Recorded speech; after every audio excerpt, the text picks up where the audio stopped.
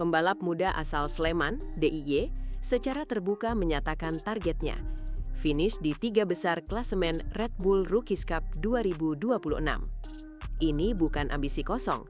Kiandra menutup musim debutnya di Rookies Cup 2025 dengan posisi ke-8 klasemen akhir, hasil terbaik rider Indonesia sejak Veda Ega Pratama. Kini, fokusnya jelas, naik level. Dengan performa konsisten dan pengalaman 1 musim penuh di sirkuit Eropa, Kiandra tak mau sekadar bertahan, ia ingin menyerang. Tujuannya, ikuti jejak Veda Ega Pratama ke Moto3. Dan ingat, tiket itu hanya berlaku bagi rider yang sanggup naik podium berkali-kali. Setelah Veda, siapa selanjutnya? Kiandra incar kursi dunia. Veda Ega Pratama sukses menembus Moto3 lewat jalur yang tidak mudah, AHRS, Asia Talent Cup, lalu eksplosif di Red Bull Rookies Cup. Kiandra berada di jalur yang sama, tapi kini ekspektasi publik lebih tinggi. Dengan Veda sudah resmi bergabung ke Honda Tim Asia Moto3 2026, Kiandra jadi harapan berikutnya. Apakah dia mampu menembus batas? Semua mata kini mengarah padanya. Dan ingat, kesempatan ini tidak datang 2 kali. Jika Kiandra ingin menyusul Veda, musim 2026 akan jadi penentu hidup mati karier internasionalnya. Ini bukan sekadar musim kedua, ini pertarungan masa depan. Peringkat 8 di musim pertama, fondasi atau batas. Finish P8 di musim debut Rookies Cup bukan hal sepele. Kiandra jadi satu dari segelintir rider Asia yang mampu bersaing di barisan tengah ke atas. Tapi pertanyaannya sekarang, apakah itu hanya puncak sesaat atau fondasi untuk naik lebih tinggi?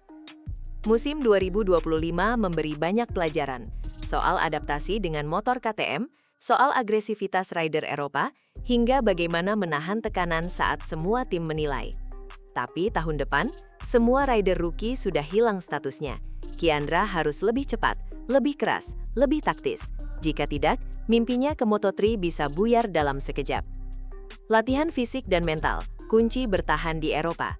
Jangan anggap enteng balap di Eropa. Sirkuit-sirkuit legendaris seperti Mugello, Sachsenring, dan Spielberg tidak hanya menuntut teknik tinggi, tapi juga kekuatan fisik luar biasa.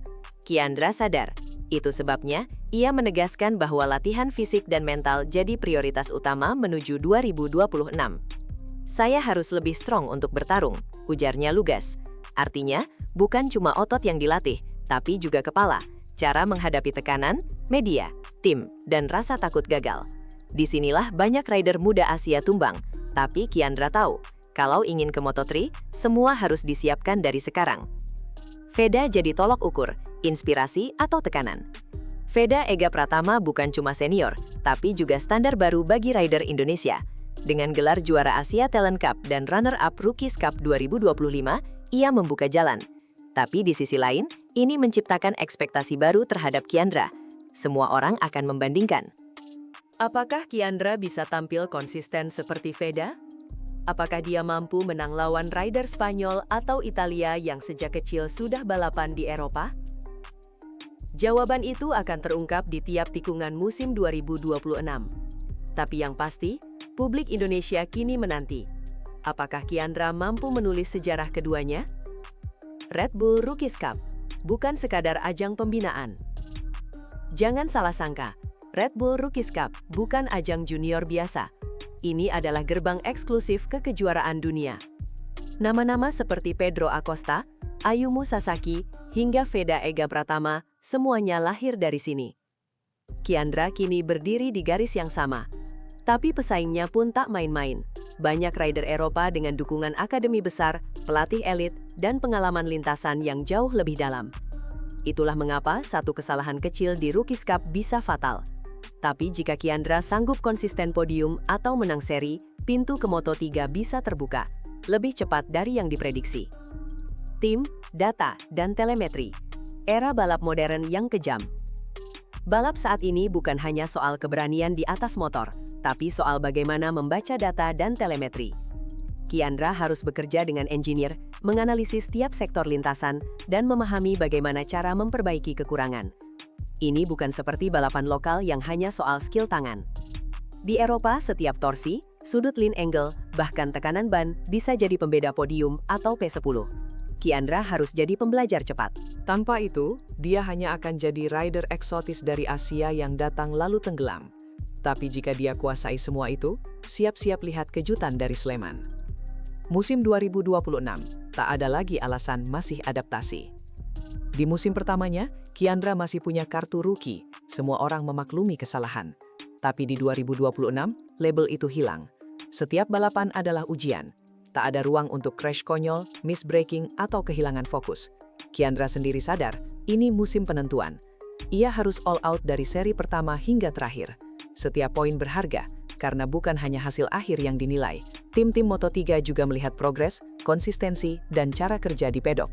Satu performa luar biasa bisa mengubah segalanya, tapi begitu juga sebaliknya, satu blunder bisa menutup pintu ke dunia. Tekanan dari dalam negeri, media, dan harapan bangsa.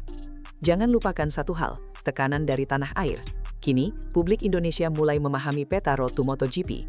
Semua orang tahu soal Veda. Kini, Kiandra jadi harapan baru. Media lokal mulai meliput, sponsor mulai melirik. Tapi ini juga membawa tekanan luar biasa. Setiap kesalahan bakal dibahas, setiap keberhasilan akan dielu-elukan. Kiandra harus tetap fokus, jangan terpancing euforia, jangan goyah oleh kritik. Jika dia bisa melewati tekanan ini dengan kepala dingin dan hasil nyata, bukan mustahil Indonesia akan punya dua rider di Moto3 secara bersamaan. Dan itu belum pernah terjadi sebelumnya. Jalan ke Moto3 hanya satu kunci, hasil. Pada akhirnya, semua janji, potensi, dan strategi akan diuji dengan satu hal, hasil. Finish top 3 di klasemen Red Bull Rookies Cup bukan sekadar target pribadi. Itu paspor resmi ke Moto3. Kiandra tahu itu. Ia tak bisa berharap pada belas kasih atau rekomendasi. Semua ditentukan oleh catatan lap, posisi finish, dan jumlah poin. Jika ia mampu mewujudkan targetnya, bukan hanya menyusul Veda, Kiandra akan menciptakan sejarah baru. Tapi jika gagal, dunia balap tidak pernah menunggu. Maka 2026 adalah tahun di mana semuanya dipertaruhkan. All in or nothing.